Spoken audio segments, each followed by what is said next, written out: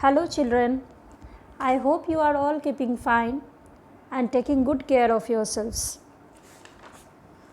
I hope you have already clearly understood the first two lessons in English literature.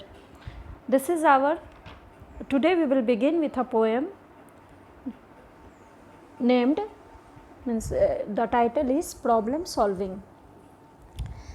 In this poem, the poet's name is George Ansel, who is an English poet, and he, as a teacher, he always enjoyed writing poetry to go with the topics he would be teaching.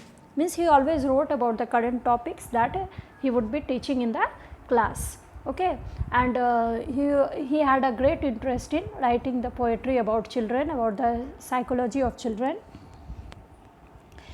And so through this poem he has pointed out the problems that a child faces in the class, and the teacher is always concerned about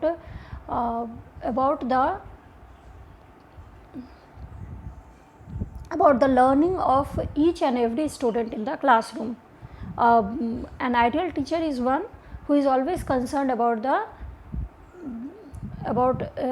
learning that a child grasps from his or her teacher's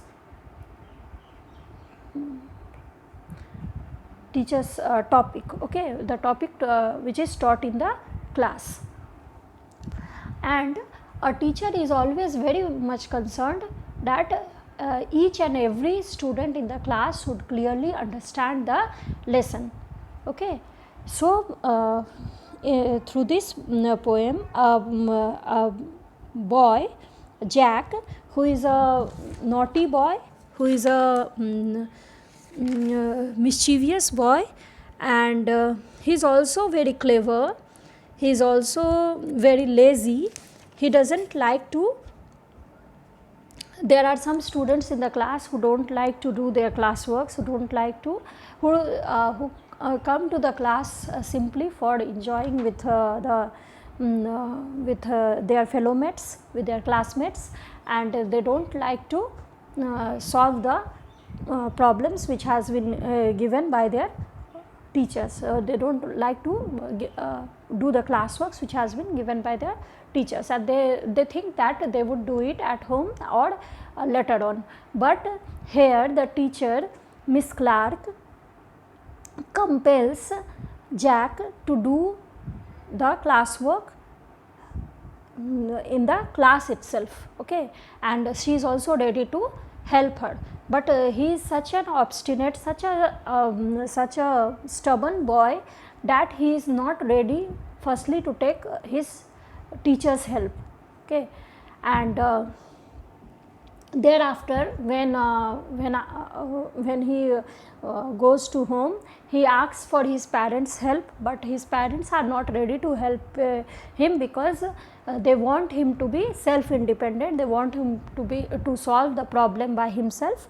And when they ask him that did you find a solution to your problem, then he just replies that he could not do the sum himself, but he has got Miss Clark to help him to do the sum. Means lastly he takes the resort of his teacher, he goes to his teacher, and he then becomes ready that his teacher should help him, okay. So have you, I think I am clear, and I think I am audible to you, you are understanding whatever I am telling. तो इस poem के जरिए एक बच्चा Jack को highlight किया गया है। जैक यहाँ पे एक स्टूडेंट का रोल प्ले करता है। मतलब इस पोएम के जरिए ये बताया गया है कि क्लास में कई सारे बच्चे होते हैं और एक टीचर का हमेशा ये लक्ष्य होता है कि जब भी वो क्लास में पढ़ाते हैं तो उनके हर एक बच्चे को समझ में आना चाहिए। और टीचर के ध्यान में हर कोई बच्चा होता है, और जो जो बच्चा बहुत अटेंटिव होता है क्लास में, टीचर उस पे तो ध्यान देते ही हैं, बल्कि ना सिर्फ उस पे ध्यान देते हैं बल्कि उस बच्चे पे भी बहुत ज़्यादा उनका ध्यान रहता है, बहुत ज़्यादा फोकस रहता है जो बच्चे क्लास में ध्यान नहीं देते हैं और शैतानी कर रहे होते हैं। तो ऐसे ही एक बच्चा है जैक, ऐसा ही एक बच्चा है जैक, और उसे उठाकर टीचर पूछती है कि क्या तुम्हें समझ में आ रहा है कि मैं जो समझा रही हूँ? तो वो कहता है कि हाँ, मुझे समझ आ रहा है और मैंने ये सम बना भी लिया है, और उसका गलत आंसर बताता है। एक बार नहीं, 2 बार बताता है गलत आंसर, और बहुत ही कॉन्फिडेंटली वो गलत आंसर बताता है। तो टीचर कहती है कि नहीं, तुमने गलत किया है, और अगर तुम्हें नहीं आ रहा है तो आओ मैं तुम्हें समझाती हूँ। लेकिन वो बच्चा इतना लेज़ी है और इतना कह सकते हैं ज़िद्दी है कि वो टीचर के पास नहीं जाता है, और वो कहता है कि मैं ये सम कर लूँगा, मैं बाद में बना लूँगा इसे। तो टीचर भी उसे सोचती है कि हाँ, अगर बच्चा कह रहा है कि मैं बना लूँगा तो इसे देखते हैं, इसे सेल्फ डिपेंडेंट बनने देते हैं, इसे कोई अगर ये चाहता है कि हाँ मैं खुद से करूँ तो अच्छी बात है, तो टीचर उसे मौका देते हैं। टीचर इरिटेट नहीं होके उसे मौका देती है, और फिर वो बच्चा घर जाता है और अपने पेरेंट्स से उसका सॉल्यूशन पूछता है। लेकिन उसके पेरेंट्स भी उसकी मदद नहीं करते हैं, क्योंकि वो चाहते हैं कि बच्चा वो सम खुद से बनाए, क्योंकि अगर वो मदद करेंगे तो बच्चा तो अपनी टीचर के पास जाके कहेगा कि लो मैंने खुद से बना लिया, लीजिए मैंने खुद से बना लिया है सम, और फिर वो बच्चा कुछ सीख नहीं पाएगा। तो फिर हार के बच्चा यहाँ पे लास्ट स्टैंजा में बच्चे की मासूमियत को दर्शाया गया है कि बच्चा चालाक तो है ही, चालाक है और लेज़ी भी है, उसे क्लास वर्क करने में आलस आ रहा है। लेकिन लास्ट में बच्चे की मासूमियत को भी दर्शाया गया है, क्योंकि बच्चा इतना मासूम है कि बाद में वो सब पिछली बातों को भूलकर फिर अपने टीचर के पास जाता है और टीचर से मदद मांगता है, और फिर टीचर उसे समझाती है और उसकी हेल्प करती है। Okay, so let's read the poem. See here in the beginning it is given 2 different problems are given below. Look at each pair of pictures and tick the one that shows a permanent solution to the problem. Discuss in class why you think permanent solution is better. अगर कोई roof leak कर रहा हो, अगर कोई छत leak कर रहा हो तो आप क्या करोगे? उसके नीचे बाल्टी रख दोगे या उसे रिपेयर करोगे? उसका परमानेंट सॉल्यूशन क्या होना चाहिए? आप चाहोगे कि उसे रिपेयर कर दूं ताकि वो हमेशा के लिए ठीक हो जाए।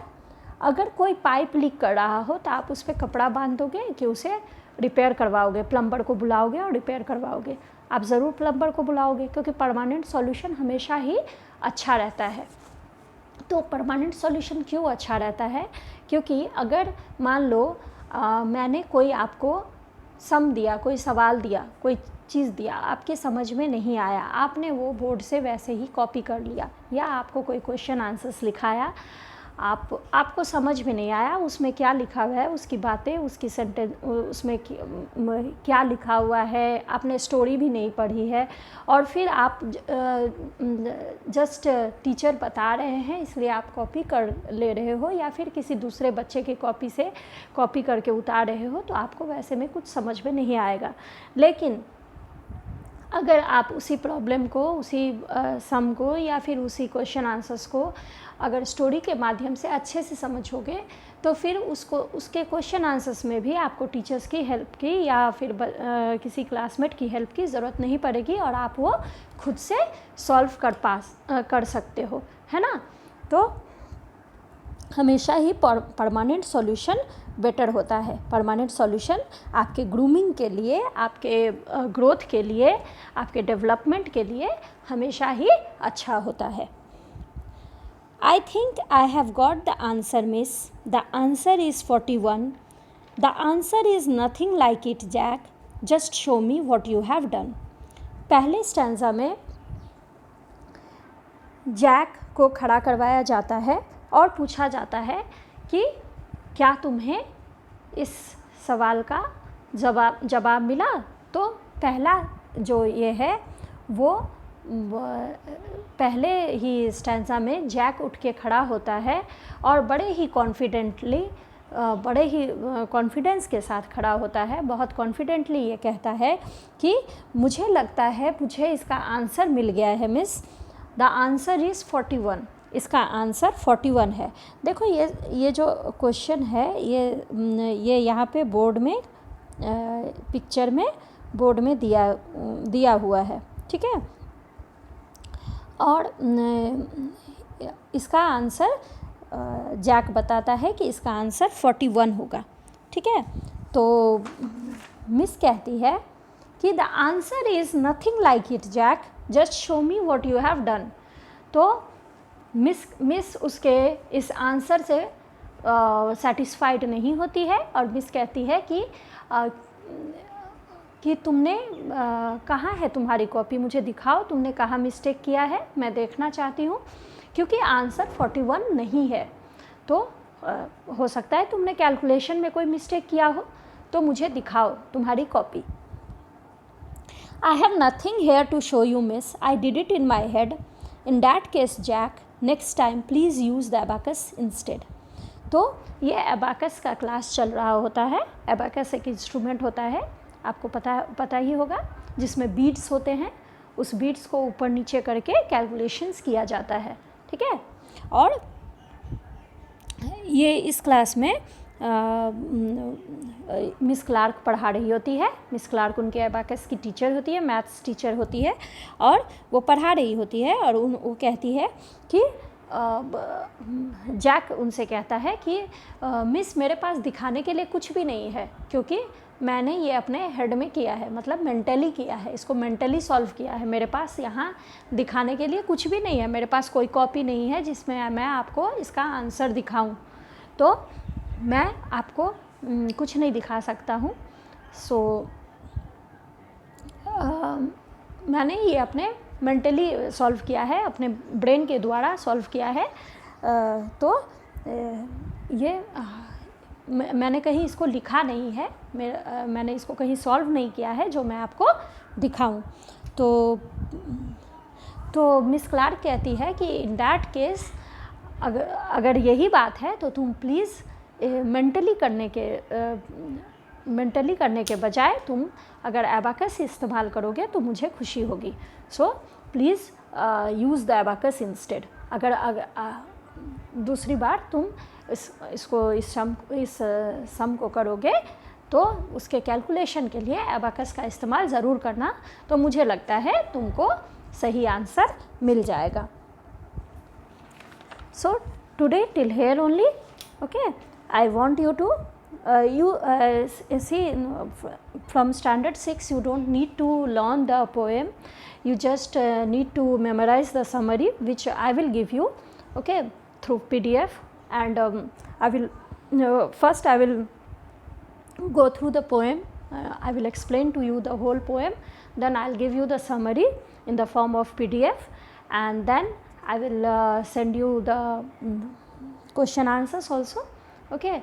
So you need to memorize the summary, you need to learn the summary, not to learn the poem, not to recite the poem. You don't have to learn the poem to for exam, okay.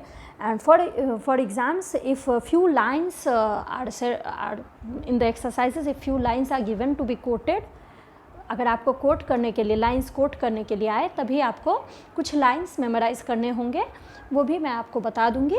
सो आपको poem learn करने की ज़रूरत नहीं है, आपको summary learn करने की ज़रूरत है, ठीक है। और so summary will be given to you in when I complete the poem's explanation, or in my next class, in my next lesson I will go through the whole poem. ये नहीं है कि मैंने 2 स्टैंजा आपको पढ़ाया है तो ये 2 स्टैंजा आपको एक्सप्लेन नहीं करूँगी, मैं शुरुआत से फिर से आपको पूरा पोएम एक्सप्लेन करके समझा दूँगी. So till here only. So bye till my next lesson. Okay, keep safe, be secure at your home, and listen to your parents, and also study. Okay.